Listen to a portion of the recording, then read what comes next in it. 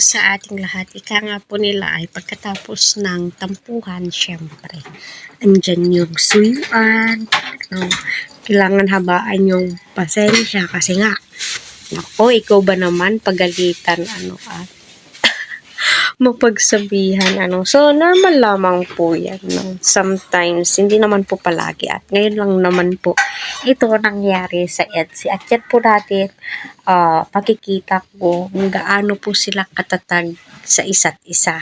At papaano po nila,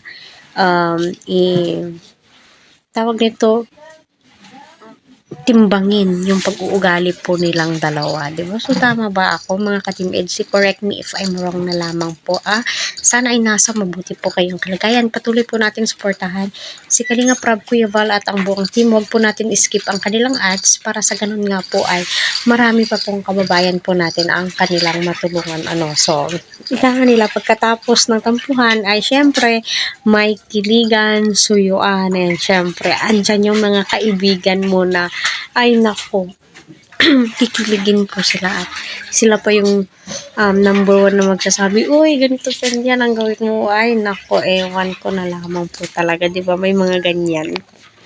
So, ayun ang nga po, at may nakapagsabi din po na hindi daw kinain ni wifey yung burger na binili ni Eds. So, okay lang yan.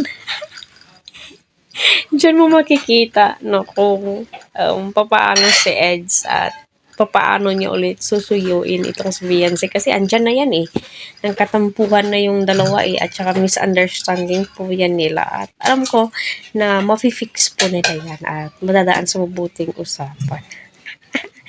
Nako, madami nga po ang kinikilig, Habang nagtatampo at sinusuyo ni Edo itong si Beyonce, syempre, andyan yung mga supporters naman na kinikilig kung ano na yung status, ano na po yung kaganapan, di ba?